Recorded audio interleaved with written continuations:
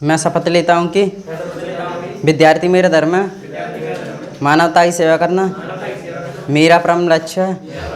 राष्ट्र की उन्नति में मैं सदा तत्पर रहूँगा। अपने कर्तव्य मार्ग पर आगे बढ़ते हुए एक स्वच्छ, सुंदर तथा भ्रष्टाचार मुक्त मैं भारत का निर्माण करूँगा। जय हिंद।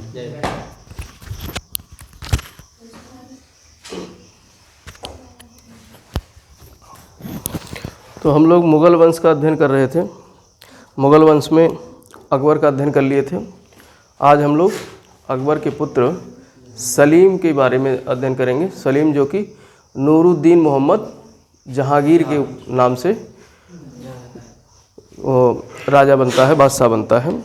तो देखो, मैं रोज़ बताता हूँ कि ये हमारा जो है नोट्स है, हैंडमेड नोट्स है, हस्तलिखित नोट्स है।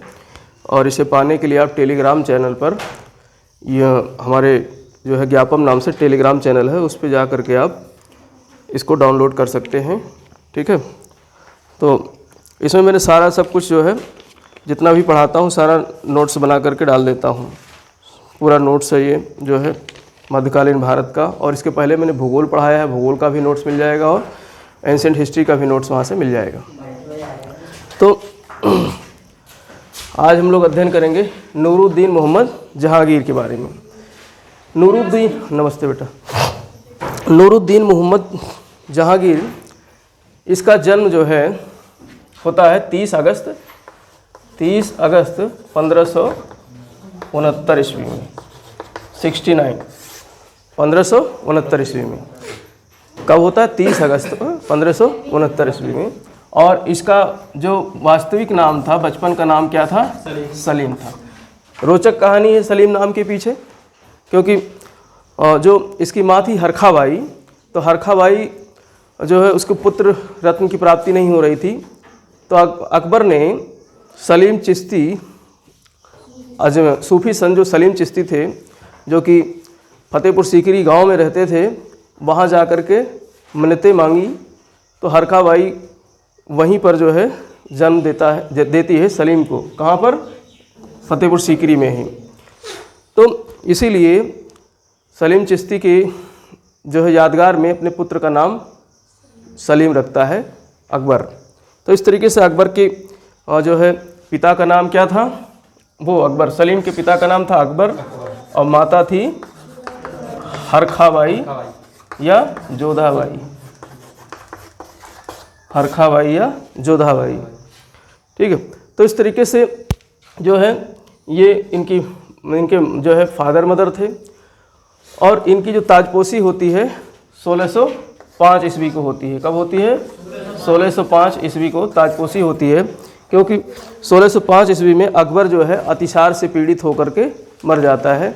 उसको डायरिया नामक बीमारी हो जाती है, तो अकबर 1605 ईस्वी में मर जाता है। अब देखो, अकबर का कार्यकाल काफ़ी लंबा था। 1556 से लेकर के 1516 तक रहा, क्योंकि वो बचपन में ही राजा हो जाता है 13-14 साल की उम्र में, और काफ़ी लंबे समय तक रहा। तो अब कोई भी व्यक्ति जो है, मान लो अब सलीम की उम्र जो है इस समय तक आते आते 1605 ईस्वी में और 69 में पैदा हुआ था, खुद ही 40 वर्ष का होने वाला था। तो उसे लग रहा था कि अब पिताजी हमारे जो है मरेंगे नहीं, बुढ़ौती में जो है राजपाट छोड़ के जाएंगे मेरे। तो जो बगावत करने लगता है, लास्ट समय में आते आते पिताजी के खिलाफ जो है अपने बगावत करता है अकबर के खिलाफ सलीम जो है। तो अकबर जो है काफ़ी परेशान होता है कि एक उसका प्यारा पुत्र है। हालांकि अकबर के और भी 3-4 पुत्र थे, जिसमें एक था दानियाल और एक था आपका जो है हसन हुसैन थे, 2 पुत्र। तो दानियाल, मुराद, ये 4 पुत्र और थे उसके। और ये जो सलीम था ये 5वां पुत्र था, जो कि ज्येष्ठ पुत्र था, सबसे बड़ा पुत्र था सलीम। और प्यारा भी था अकबर को। और अकबर के शासनकाल में ही, अकबर के मरने से पहले ही बाकी के पुत्र निपट गए होते हैं, मर जाते हैं। उस समय बीमारियाँ बहुत हुआ करती थीं, तो बीमारियों की रोकथाम के लिए कोई ज़्यादा इस समय इलाज नहीं था, इसलिए बच्चे जो है छोटे छोटे उम्र में ही जो है मर जाया करते थे। तो उसमें चाहे राजा हो या कुछ भी, उनके बच्चे भी जो है मरा करते थे। तो जो है दानियाल और मुराद वगैरह पहले ही निपट चुके थे, अब बचा था एक ही सलीम। तो सलीम प्यारा भी था, और अब मरने से पहले, ऐसा तो है नहीं अकबर जो है मरने से पहले ही राजपाट छोड़ दे, तो सलीम बगावत करता है कि पिताजी हमारे निपट जाएं, किसी तरीके से मार मूर दिया जाए, फिर जो है हम सत्ता हथिया लें। क्योंकि ये तो इतिहास में देखा है आपने, सल्तनत काल में भी बहुत सारी ऐसी घटनाएं घटित हुई हैं। तो इसलिए जो है बगावत करता है, और बगावत करता है तो उसमें जो है इसके विद्रोह को दबाने के लिए बैरम खां को भेजता है। बैरम खां कह रहे हैं, बैरम खां तो पहले ही मर चुका होता है। अबुल फजल को भेजता है। अबुल फजल जो है इतिहासकार भी था, साहित्यकार भी था, विद्वान भी था और साथ में सैनिक भी था, सेनापति भी हुआ करता था। तो अबुल फजल को भेजता, वैसे समझौता के लिए भेजता है कि जाकर के सलीम को समझा दो कि जो है वो बगावत ना करे।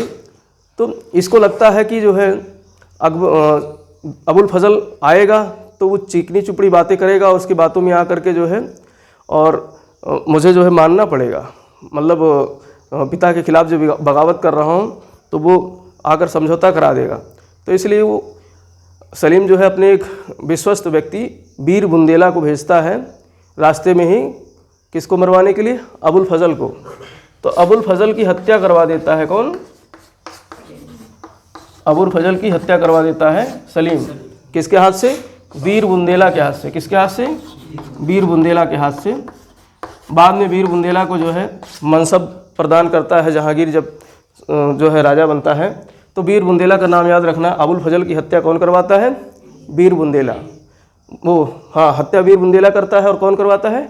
सलीम करवाता है। तो बीर बुंदेला का नाम याद रखना। अबुल फजल, अभी अबुल फजल भी मर जाता है अकबर के समय ही। तो इस तरीके से जो है उसको बहुत बड़ा धक्का लगता है, और बीमार होकर के अकबर 1605 ईस्वी में निपट जाता है। तब 1605 ईस्वी में गद्दी पर कौन बैठता है? सलीम बैठता है। कौन सी उपाधि धारण करता है? नूरुद्दीन मोहम्मद जहांगीर। कौन सी उपाधि धारण करता है? नूरुद्दीन मोहम्मद जहांगीर। नूरुद्दीन मोहम्मद जहांगीर बादशाह गाजी, बहुत लंबी उपाधि, नूरुद्दीन मोहम्मद जहांगीर बादशाह गाजी। तो इस तरीके से इतने जो है बड़ी उपाधि धारण करके और गद्दी पर बैठता है। अब देखो, चूँकि इसकी उम्र ज़्यादा थी उस समय, ये जो है हालांकि इसकी जो है कई पत्नियां थीं, राजाओं की कई पत्नियां होती थीं, और इसकी भी कई पत्नियां थी, और पत्नियों के अलावा एक जो है प्रेमिका भी थी, इसकी प्रेयसी भी थी। तो उसका नाम था अनारकली। आपने जो है मूवी देखी होगी, कौन सी? अनारकली के नाम से भी एक मूवी आई थी, और वैसे जो है शायद जोधा अकबर में भी दिखाया गया है। और एक बहुत पुरानी मूवी थी, देखो नाम ध्यान नहीं है, मुग़ल आज़म। मुग़ल आज़म, उसमें भी जो है अनारकली के प्रेम को दिखाया गया है जहांगीर से। और जहांगीर जो है मात्र 14-15 वर्ष का था जब ये एक नचनिया थी, नृत्यांगना थी, ये जो है नाच गाना करती थी। कहाँ पर? अकबर के दरबार में, अनारकली, और काफ़ी सुंदर थी। तो 14-15 साल की उम्र का सलीम जो है इसके प्रति आसक्त हो जाता है, इसके जो है रूप में जो है मोह जाता है और इससे प्रेम कर बैठता है। तो अकबर को बहुत ज़्यादा धक्का लगता है कि जो है एक नर्तकी से हमारा बेटा प्रेम कर रहा है, और उम्र में बहुत ज़्यादा फासला है। ये 14-15 साल का है, अनारकली की ज़्यादा एज थी। तो अनारकली को जो है वो अकबर बाहर भगवा देता है, देश से निष्कासित करवा देता है। आप फतेहपुर सीकरी में जाओगे तो वहाँ देखोगे कि एक जो है केव बना हुआ है, एक सुरंग बनी हुई है।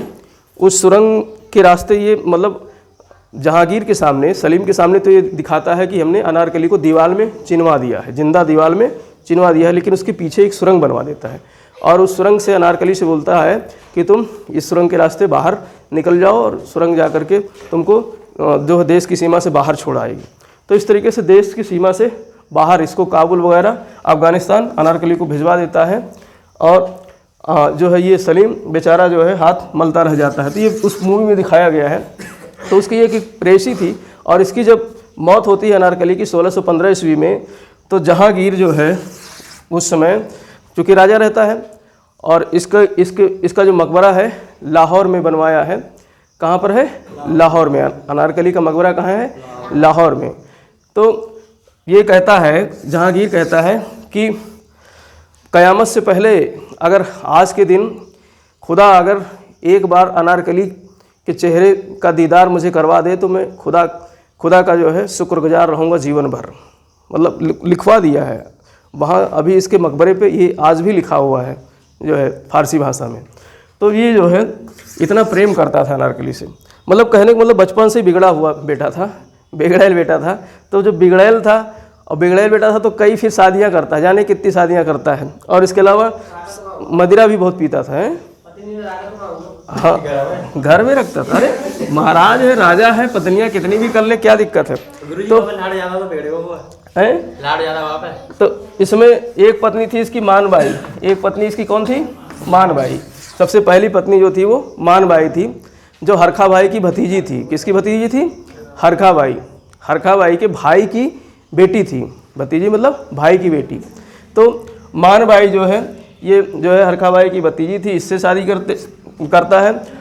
और इसका एक पुत्र था खुसरो, इसका एक पुत्र हुआ था, क्या नाम था? खुसरो। ये विद्रोह करता है जहांगीर के खिलाफ, क्योंकि बाप ने किया है अपने पिता के खिलाफ तो उसका बेटा भी तो करेगा। तो खुसरो भी जो है विद्रोह करता है। तो और मानबाई ये जो है विद्रोह बार बार करता है। और चूँकि दूसरी तरफ जो है अकबर, वो जहांगीर काफ़ी जो है नशेड़ी था, बहुत ज़्यादा वो मदिरा पीता था, दारू बहुत पीता था। इसका जो है अकबर जहाँ उतना बहुत ज़्यादा, जहाँ मतलब इन सारी चीज़ों से दूर रहता था, वहीं इसका बेटा जो जहांगीर था, सलीम था, वो काफ़ी मदिरापान करता था। और चूँकि बिगड़ैल था, मतलब इश्कबाज भी था, तो दारू तो पिएगा ही।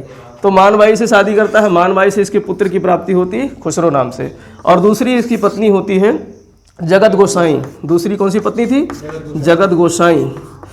जगत गोसाई ये जो है राणा उदय सिंह की जो है पुत्री थी। किसकी पुत्री थी? उदय सिंह की। तो उदय सिंह की पुत्री थी जगत गोसाई। और इसको एक उपाधि देता है जहांगीर, जोधाबाई की। देखो, इसको जोधाबाई की उपाधि देता है। किसकी उपाधि देता है? जोधाबाई की। इसीलिए जब जो है ये मूवी आई थी जोधा अकबर, तो उसमें जो है ये यहाँ के जो राजस्थान के जो राजपूत लोग थे राजस्थान के, उन लोगों ने इसका विरोध किया था कि जो है जोधा जो है जहांगीर की पत्नी थी, ना कि जो है अकबर की। अकबर की पत्नी का नाम हरखाबाई लिखा मिलता है, जोधाबाई तो बहुत कम लिखा मिलता है। क्या मिलता है? हरखाबाई। और उसको जो है बाद में एक मुस्लिम नाम भी दिया था अकबर ने।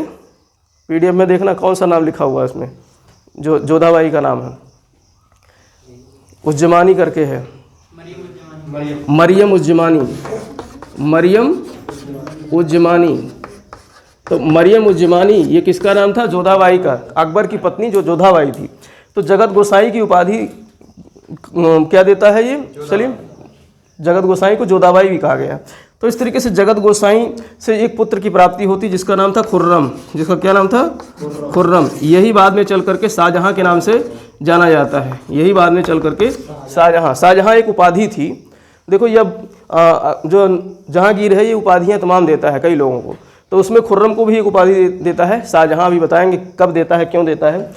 तो इसी प्रकार से इसकी और भी पत्नियां थीं, लेकिन उसमें एक महत्वपूर्ण और पत्नी थी जिसका नाम था मेहरुन्निसा। जिसका क्या नाम था? मेहरुन्निसा। मेहरुन्निसा। मेहरुन्निसा जो है एक विधवा जो है थी। जिस प्रकार से बैरम खां की विधवा थी सलीमा बेगम, और उससे अकबर ने शादी की थी, और उसका एक पुत्र था पहले से ही अब्दुल रहीम। इसी प्रकार से जो मेहरुन्निसा थी ये विधवा थी जो है अली कुली खां की। किसकी विधवा थी? अली कुली खां की, जो जहांगीर के दरबार में ही रहता था। और एक बार उसने शेर को मार दिया था, तो इसीलिए उसको शेर अफगान की उपाधि दी थी। किसकी उपाधि दी थी? शेर अफगान। तो मेहरुन्निसा किसकी पत्नी थी? शेर अफगन की पत्नी थी। किसकी पत्नी थी? शेर अफगन। और इसका मूल नाम क्या था? अली कुली खां। इसका मूल नाम क्या था? अली कुली खां।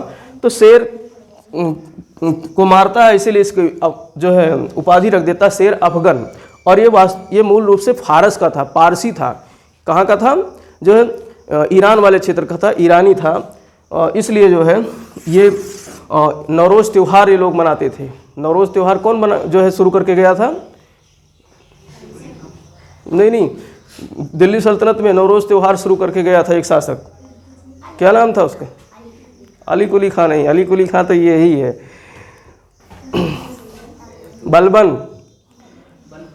बलबन ने नवरोज़ त्यौहार शुरू किया था ना, पारसियों का नवरोज़ त्यौहार वो शुरू करके गया था। तो पारसी अब मेहरुन्निसा भी नवरोज़ त्यौहार मना रही होती है। और जो सलीमा बेगम दोबारा विधवा हो जाती है, अकबर मर जाता है, तो सलीमा बेगम की देखभाल के लिए मेहरुन्निसा को महल में रखा गया था। किसको रखा गया था? मेहरुन्निसा को। तो जब उसकी देखभाल को रखा गया तो नवरोज़ वाले त्यौहार दिन ये बहुत सज धज करके आती है। कौन? मेहरुन्निसा बहुत ज़्यादा सज धज करके आती है। तो अकबर की नज़र पड़ जाती है, अकबर कह रहा हूँ, जहांगीर की नज़र, सलीम की नज़र किस पे पड़ जाती है? मेहरुन्निसा पे। तो उसको लगता है कि तो बहुत सुंदर है, बहुत अद्वितीय है, तो उसको एक उपाधि देता है नूरे महल। मेहरुन्निसा को एक उपाधि देता है नूर ए महल। नूर मतलब सुंदर, नूर मतलब सुंदर, काफ़ी सुंदर होता है, उसको नूर कहते हैं। और कहाँ का नूर? हमारे महल का नूर, हमारे महल का नूर। तो सलीम जो है, जहांगीर जो है, मेहरुन्निसा को एक उपाधि देता है पहले। कौन सी उपाधि? नूरे महल, नूर महल की उपाधि देता है। इसके बाद में 1611 ईस्वी में मेहरुन्निसा से शादी कर लेता है। इसके भाई विधवा थी, और ऐसा कहा जाता है इतिहास में कि शेर अफगान को जो है यही मरवा देता है। कौन? जहांगीर ही, इससे शादी करने के लिए। तो मेहरुन्निसा से शादी करता है और इसकी उपाधि नूर महल रखता है। फिर जो है देखता है कि जब उससे मुलाकात होती है, देखता है कि ओ अद्वितीय सुंदर है, बहुत ज़्यादा सुंदर है। तो फिर नूरजहाँ की उपाधि दे देता है। कौन सी उपाधि? नूरजहाँ, यानी कि पूरे जहाँ में तुमसे सुंदर कोई नहीं है, मेहरुन्निसा से सुंदर पूरे जहाँ में कोई नहीं है। तो कौन सी उपाधि देता है? नूरजहाँ। तो नूरजहाँ किसकी उपाधि थी? ये प्रश्न आता है कि नूरजहाँ का मूल नाम क्या था? मेहरुन्निसा। और ये जो है इसका पति था शेर अफगन, या फिर उसका अली कुली खां। और इसकी जो माँ थी असमत बेगम। माँ का क्या नाम था? असमत बेगम। गुलाब से जो है इत्र बनाने का खोज किया था। प्रश्न आता है, गुलाब से इत्र बनाने की खोज किसने की थी? असमत बेगम ने। और अपनी बेटी मेहरुन्निसा को भी सिखाती है कि गुलाब से इत्र कैसे बनाते हैं। तो दोनों मिलकर के गुलाब से इत्र बनाने की खोज करती हैं। कौन? असमत बेगम और मेहरुन्निसा। तो ये जो है वैज्ञानिक भी एक तरीके से हो गई। तो इस तरीके से जो है असमत बेगम और एतमादुद्दौला जो है इसका बाप था मिर्ज़ा गियास बेग। मिर्ज़ा गियास बेग जो है मेहरुन्निसा का क्या था? पिता था। और उसे जो है एतमादुद्दौला की उपाधि देता है। कौन? जहांगीर। बताए ना, जहांगीर उपाधि बहुत बांटता है। तो मिर्ज़ा गियास बेग को कौन सी उपाधि देता है? एतमादुद्दौला की। एतमादुद्दौला, देखो ऐसे लिखेंगे, एतमादुद्दौला, एतमादुद्दौला। और एतमादुद्दौला का मकबरा कहाँ है? आगरा में है। एतमादुद्दौला यानी जब उसका मिर्ज़ा गियास बेग नूरजहाँ का पिता जब मर जाता है, तो नूरजहाँ ही जो है इसका मकबरा बनवाती है। कहाँ पर? आगरा में। और ये भारत का पहला ऐसा मकबरा था जो पूर्णतया संगमरमर से निर्मित था। किससे निर्मित था? संगमरमर थे। बाद में शाहजहाँ ने मुमताज़ महल की याद में ताजमहल बनवाया था, जो कि एक भव्य इमारत है जो पूर्णतया संगमरमर से निर्मित है। लेकिन उससे पहले अगर कोई प्रश्न आता है कि सबसे पहले पूर्ण रूपेण जो है संगमरमर से निर्मित कौन सा स्मारक है, तो वो है एतमादुद्दौला का मकबरा। अभी आगरा जाना तो कभी ताजमहल के साथ साथ में एतमादुद्दौला का मकबरा भी देखना, जो संगमरमर से निर्मित है। तो इसका निर्माण किसने करवाया था?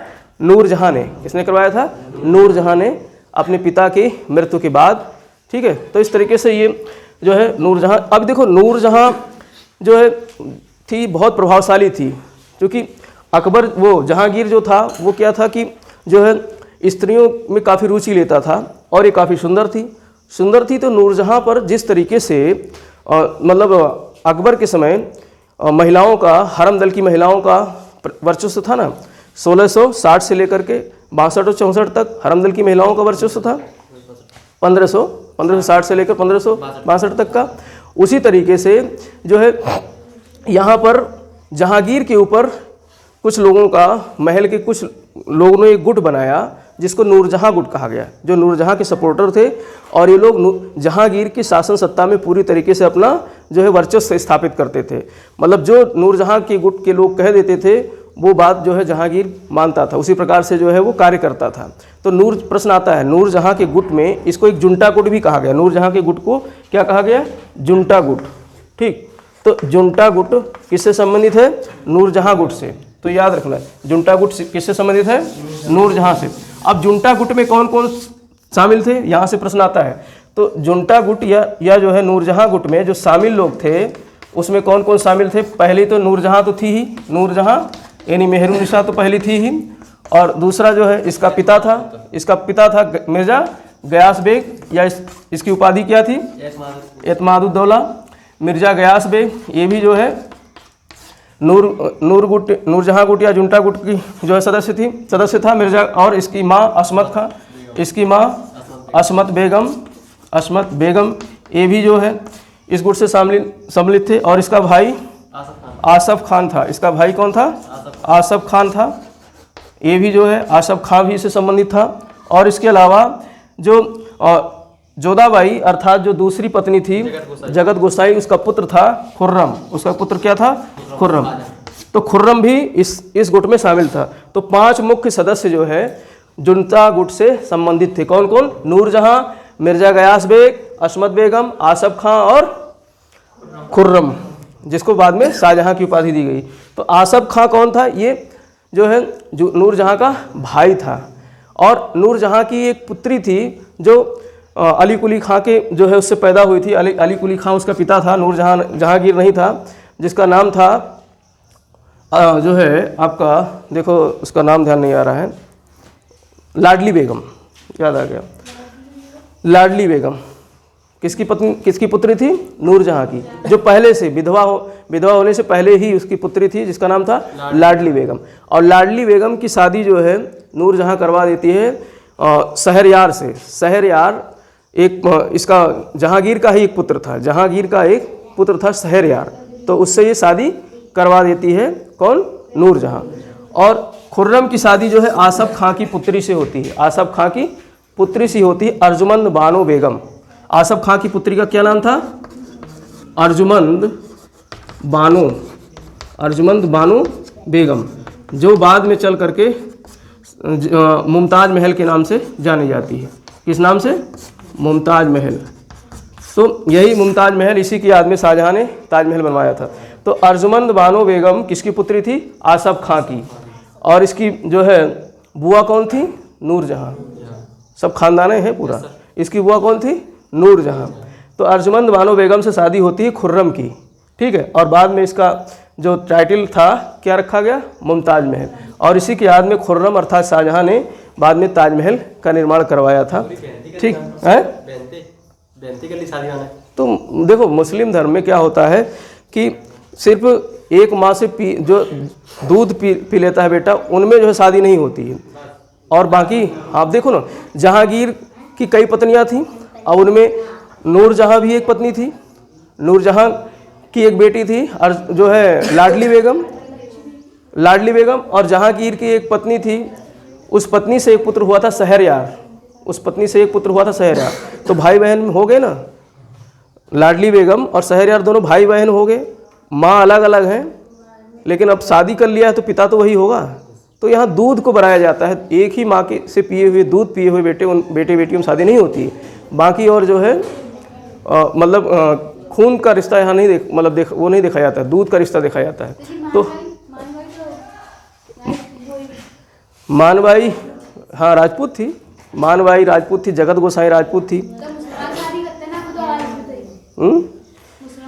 पहले जो है शादियाँ, जो राजा महाराजे होते थे वो शादियाँ करके अपने साम्राज्य को बढ़ाते थे, चाहे वो जिस जात की हों। वो तो जात पात हम लोग देखते हैं यहाँ पर, मिडिल क्लास के लोग देखते हैं, लोअर क्लास के लोग देखते। बड़े क्लासेस में पहले से ही शादियाँ हुआ करती थी, अंतर्जातीय विवाह। और अंतर्जातीय विवाह को इन लोगों ने बढ़ावा भी दिया था, ऐसा नहीं है कि बढ़ावा ना दिया हो, लेकिन छोटी जातियाँ और जो है मिडिल क्लास के लोग जो है ज़्यादा जात पात देखते हैं उसमें, शादी विवाह में ये लोग नहीं देखते थे।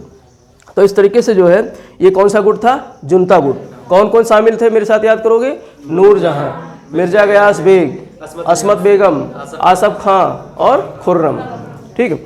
अब देखो इसके समय के कुछ विद्रोह होते हैं और कुछ जो है, अब चूंकि इसके पिता से, जहांगीर को अपने पिता से काफ़ी जो है सल्तनत मिल जाता है।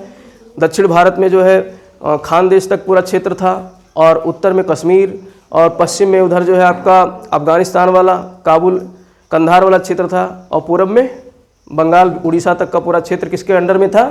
मुगल वंश के अंडर में था। तो अब जो है इसको ज़्यादा लड़ाइयाँ नहीं लड़नी पड़ी, इसने सिर्फ इसके समय में कुछ विद्रोह हुए हैं जहांगीर के समय में, वो देखते हैं हम लोग, और कुछ अभियान हुए हैं ज़्यादा अभियान नहीं हुए, थोड़ी बहुत अभियान हुए हैं, तो वो देखते हैं। तो देखो इसके समय में मुख्य रूप से 3 विद्रोह देखने को मिलते हैं। जहांगीर के समय में मुख्य रूप से 3 विद्रोह देखने को मिलते हैं। पहला तो पहले वाला बेटा विद्रोह करता है, कौन सा? खुसरो, जो बड़ा बेटा था उसका खुसरो। खुसरो किसका बेटा था? ये मानबाई का। किसका बेटा था? मानबाई का। तो खुसरो जो है ये, चूँकि अब जो है दोनों लगभग ज़्यादा उम्र में अंतर नहीं था, ठीक है, मतलब ज़्यादा एज गैप नहीं था। तो खुसरो भी सोचता है कि कहीं ऐसा ना हो बाप हमारे बुढ़वा में जाकर राजा बने हैं और अगर ये ना मरे तो पता चला हम बिना राजे बने रह जाएं। तो शुरू से ही, शुरुआत में 1606 से ही शुरू कर देता है विद्रोह करना। कब से शुरू कर देता है? 1606 से ही, शुरुआत में ही। हाँ, शुरू में 1605 में राजा बना जहांगीर और उसके खिलाफ जो है खुसरो बगावत 1 साल बाद ही विद्रोह करना शुरू कर देता है कि अभी शुरू करेंगे तो 4-5 साल विद्रोह करते करते जहांगीर को निपटा देंगे, फिर हम राजा बन जाएंगे। तो इस तरीके से विद्रोह करता है ये। अब इसको एक पहली बार विद्रोह करता है तो पकड़ करके इसको जो है कैद कर लिया जाता है, फिर कैद खाने से भाग जाता है। क्योंकि राजकुमार था तो वहाँ पर कैद में जो है जो भी इसके देखभाल करने वाले को जो है उसके वो थे, क्या नाम है, सिपाही वगैरह, उन सबको घूस वूस दे करके और कैद खाने से भाग जाता है। फिर लाहौर पहुँचता है और वहाँ मुलाकात करता है सिख गुरु अर्जुन देव से, जो 5वें सिख गुरु थे। कौन? अर्जुन देव। और उनसे आशीर्वाद लेता है कि मैं पिताजी के खिलाफ जो है लड़ाई लड़ने जा रहा हूँ, बगावत करने जा रहा हूँ, मुझे गुरुजी आशीर्वाद दो और आर्थिक सहायता दो। तो सिख गुरु उसकी सहायता करते हैं और उसे जो है आशीर्वाद देते हैं। और ये फिर बगावत करता है खुसरो जो है। तो इस बार बगावत करता है तो इसे जो जहांगीर जो है पकड़वा करके और कैद खाने में डलवा देता है और अंधा करवा देता है कि जो है दोबारा देखेगा नहीं तो बगावत नहीं करेगा। तो अंधा करवा के और डाल देता है जेल में। और उधर जो अर्जुन देव थे उनके पास जो है 2 ऑप्शन रखता है। जहांगीर कहता है कि तुम जो है हर्जाना भरो, आर्थिक हर्जाना भरो, जो खुसरो ने जो बगावत की है और उसको दबाने के लिए जो हमारा सैन्य अभियान था, जो पैसा खर्च हुआ है वो सब तुम भरो, नहीं तो फिर दंड के लिए तैयार रहो। तो अर्जुन देव जो है दंड भरते नहीं है, मतलब वो आर्थिक दंड भरते नहीं है, तो उन्हें फांसी की सज़ा दे दी जाती है। तो पहला ऐसा कौन सा मुगल शासक था जिसने सिख गुरु को क्या किया था? फांसी दे दी थी, सिख गुरु अर्जुन देव को। तो ये प्रश्न आता है, अर्जुन देव को फांसी देने वाला शासक कौन था? जहांगीर था। तो सिख सरदार लोग बहुत ज़्यादा नाराज़ हो जाते हैं, मुगलों से काफ़ी नाराज़ होते हैं। तो इसको फांसी दे दी जाती है और इधर जो है इसको अंधा करके, खुसरो को अंधा करके कैद खाने में डाल दिया जाता है। और उधर जो है अभी खुर्रम भी जो है थोड़ा समझदार होने लगा था, तो वो 1621 ईस्वी में वहीं कैद खाने में ही गला दबवा कर हत्या करवा देता है कि अब ये बड़ा भाई एक, अब पिताजी के मरने के बाद यही दावेदार करेगा, चाहे बेशक अंधा हो, क्योंकि अंधे तो राजा बने ही हैं, धृतराष्ट्र बने नहीं थे। तो वो इतिहास पढ़ रखा होगा हमारे प्राचीन इतिहास को। तो ये जो है खुर्रम इसकी हत्या करवा देता है जेल में ही, अंधे भाई की जेल में हत्या करवा देता है। 1621 में ये निपट जाता है। ठीक, तो ये पहला बगावत ये देखने को मिलता है।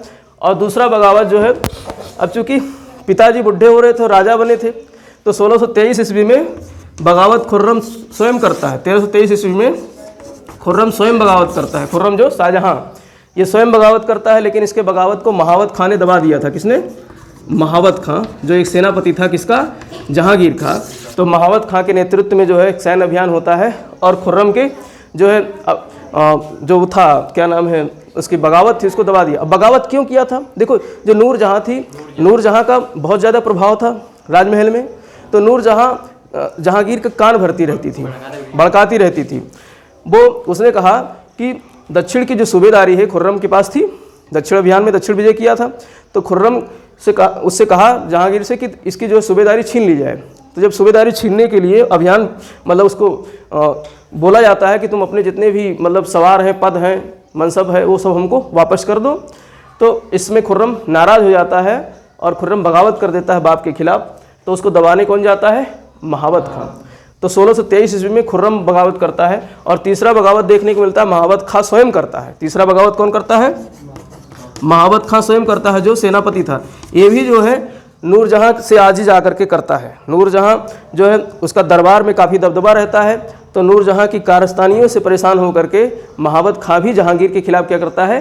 बगावत करता है ठीक है। तो ये 1626 ईस्वी में बगावत करता है। कब करता है? 1626 ईस्वी में। और 1627 ईस्वी में बाद में जहांगीर निपट जाता है और ख़त्म, उसकी मृत्यु हो जाती है। तो ये तीन हमको क्या मिलते हैं देखने को? मुख्य रूप से बगावत देखने को मिलते हैं। और सैन्य अभियान की बात करें तो सैन्य अभियान, दो मुख्य सैन्य अभियान देखने को मिलते हैं। पहला जो है मेवाड़ वाला सैन्य अभियान हुआ है। कौन सा? मेवाड़। मेवाड़ को अभी तक जो है ना तो बाबर पूरी तरीके से जीत पाया था, बाबर के समय से मेवाड़ अभियान हो रहा है ना, बाबर ने किसको हराया था? राणा सांगा को, लेकिन पूरी तरीके से मेवाड़ को विजित नहीं कर पाया था। मेवाड़ की राजधानी उस समय क्या होती थी? चित्तौड़गढ़, ठीक है। तो मेवाड़, और उसके बाद में अकबर ने भी अभियान किया था। उस समय राणा उदय सिंह था वहाँ का शासक मेवाड़ का, और इसके बाद में दूसरा अभियान करता है जिसमें हल्दी घाटी की लड़ाई होती है उदय सिंह के पुत्र महाराणा प्रताप सिंह के खिलाफ, महाराणा प्रताप सिंह। और उसके बाद में महाराणा प्रताप सिंह का पुत्र जो है अमर सिंह, महाराणा प्रताप सिंह का पुत्र अमर सिंह था। किसके समय में? जहांगीर के समय में। तो जहांगीर के समय में खुर्रम को भेजता है। किसको बोलता है जहांगीर? खुर्रम को। खुर्रम को जो है अभियान के लिए भेजता है, और ये अभियान पर जाता है और वहाँ पर संधि करता है, वहाँ पर संधि करता है। तो उस संधि के तहत जो है, जो चित्तौड़गढ़ की संधि होती है, तो प्रश्न आता है चित्तौड़गढ़ की संधि किसके बीच हुई थी?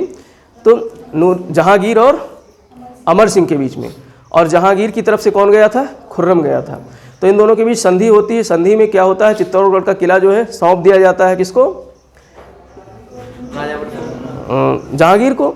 लेकिन उस संधि में कुछ बातें होती हैं। ये संधि बहुत ही ज़्यादा जो है पोलाइट संधि थी। ये संधि जो है बहुत ज़्यादा पोलाइट संधि थी, तो इसलिए उसको राजा जो अमर सिंह था वो मानता भी है संधि को। तो इस तरीके से संधि मान जाता है और अपने पुत्र करण सिंह, उसका पुत्र कौन था? करण सिंह। करण सिंह को जो है उसकी सेवा में भेजता है। जहांगीर की सेवा में अमर सिंह अपने पुत्र करण सिंह को भेजता है। ये संधि की बातें थी। तो संधि में इस तरीके से अब पूरी तरीके से मेवाड़ को विजित कर लिया था। किसने? मुगलों ने। अब मुगलों ने मेवाड़ पे पूरी तरीके से कब्जा कर लिया था। किस तरीके से? एक संधि करके, ठीक है। तो एक जो है ये हमको संधि वो दिखाई देती है, अभियान संधि। और दूसरा अभियान हमको यहाँ देखने को मिलता है दक्षिण विजय का। अभी अहमदनगर और जो है ये जो है चांद बीबी वाला, अहमदनगर मैंने बताया ना, चांद बीबी के नेतृत्व में था। अकबर जब अभियान करता है तो वहाँ की शासिका कौन थी? चांद बीबी। लेकिन इस समय जो है अभी अभियान होता है खुर्रम के नेतृत्व में। किसके नेतृत्व में? खुर्रम के नेतृत्व में। लगभग 1617-18 ईस्वी में, 1617-18 ईस्वी में खुर्रम के नेतृत्व में दक्षिण अभियान होता है। और दक्षिण अभियान में जो महत्वपूर्ण जो साम्राज्य था अहमदनगर का, उसको वो विजित करता है। कौन? खुर्रम। और वहाँ का जो शासक था मलिक अंबर। वहाँ का शासक कौन था? मलिक अंबर। मलिक अंबर से संबंधित एक महत्वपूर्ण सूचना है। इसको दक्षिण का टोडरमल कहा गया है। मलिक अंबर को दक्षिण का टोडरमल कहा गया। और मलिक अंबर कहाँ का शासक था? अहमदनगर का। कहाँ का? अहमदनगर। वही चांद बीबी वाले जो है राज्य का शासक था। कौन? मलिक अंबर, जो वहाँ का वजीर हुआ करता था, जो इसका दबदबा पूरे शासन पर था। और इसने क्या किया था? जो टोडरमल था, टोडरमल की दयसाला पद्धति को दक्षिण में लागू किया था। किसकी पद्धति को? टोडरमल की। तो इसीलिए दक्षिण का टोडरमल किसको कहा गया है? मलिक अंबर को। तो प्रश्न आता है दक्षिण का टोडरमल किसको कहा गया है? मलिक अंबर को।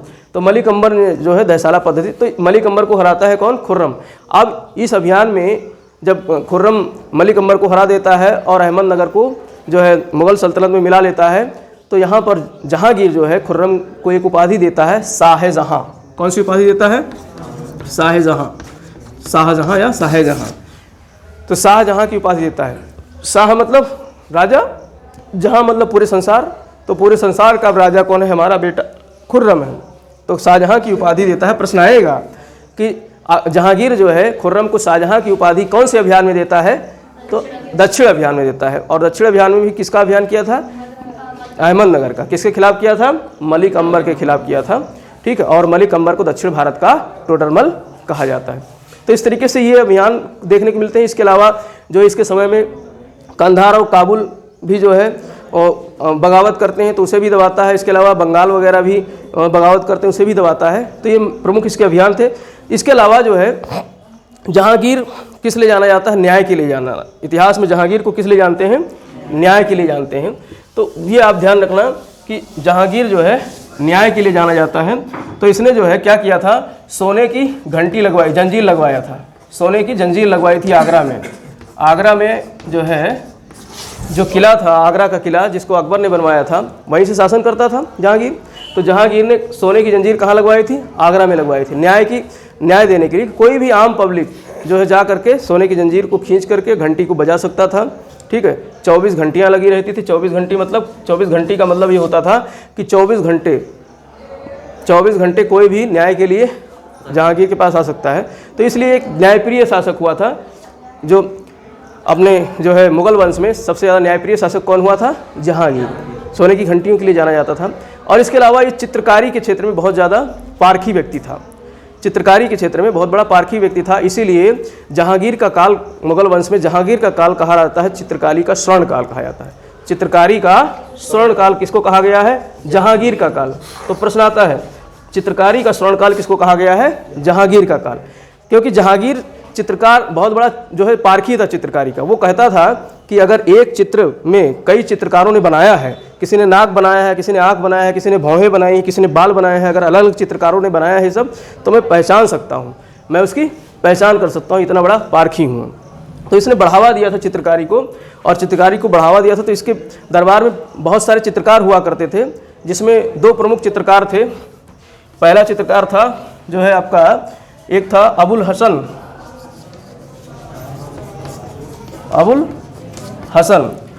हसन को नादिर उल जमा की उपाधि दी। कौन सी उपाधि दी? नादिर उल जमा की उपाधि दी। और ये व्यक्ति विशेषज्ञ था, ये व्यक्तियों के चित्र बनाता था। व्यक्ति यानी इंसानों के चित्र कौन बनाता था? अबुल हसन। तो अबुल हसन को नादिर उल जमा की उपाधि दी। और एक था उस्ताद मंसूर खां, एक चित्रकार था उस्ताद मंसूर खां। तो उस्ताद मंसूर खां ये पक्षी विशेषज्ञ था, पक्षियों चिड़ियों का चित्र बनाता था। तो ये पक्षी विशेषज्ञ था कौन? उस्ताद मंसूर खां। इसको उपाधि दी थी नादिर उल उस्र की। नादिर उल उस्र या अस्त्र, नादिर उल अस्त्र की उपाधि दी थी। नादिर उल अस्र की उपाधि किसे दी थी? उस्ताद मंसूर को। ठीक है, तो ये प्रश्न आया है, परीक्षाओं में आया है कि नादिर उल अस्र किसकी उपाधि थी? उस्ताद मंसूर की, जो एक चित्रकार था। किसके समय में? जहांगीर के समय में। और अबुल हसन एक चित्रकार था जिसको उपाधि थी नादिर उल जमा की उपाधि दी थी। तो ये याद रखना है, ये चित्रकार के क्षेत्र में जाना जाता था जहांगीर। और स्थापत्य के क्षेत्र में शाहजहां को स्वर्णकाल कहा गया। शाहजहां का स्वर्णकाल स्थापत्य के क्षेत्र में कहा गया है। और साहित्य का स्वर्णकाल अकबर के समय को कहा गया है, क्योंकि अकबर के समय में बहुत सारे साहित्यकार थे ना, अबुल फजल फैजी, ये सब बहुत बड़े साहित्यकार हुआ करते थे।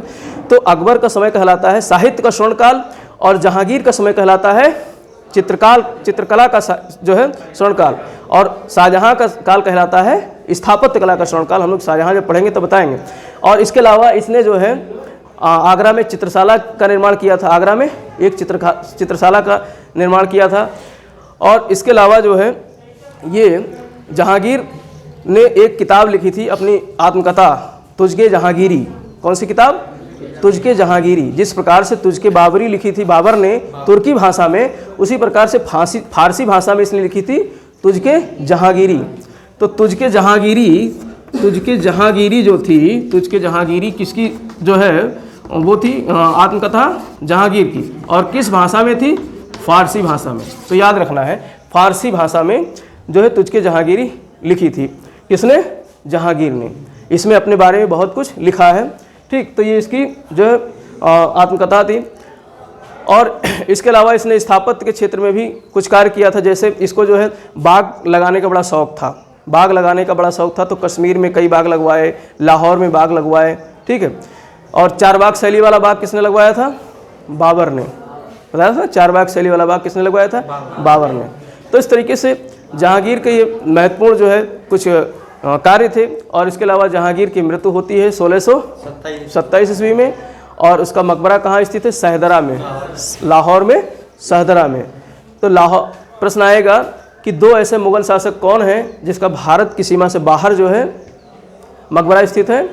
तो एक तो काबुल में किसका है? बाबर का। पहले तो आराम बाग में था, बाद में उसकी पत्नी लेकर गई काबुल। तो काबुल में अभी मकबरा किसका है? बाबर का। और लाहौर में मकबरा किसका है? जहांगीर का।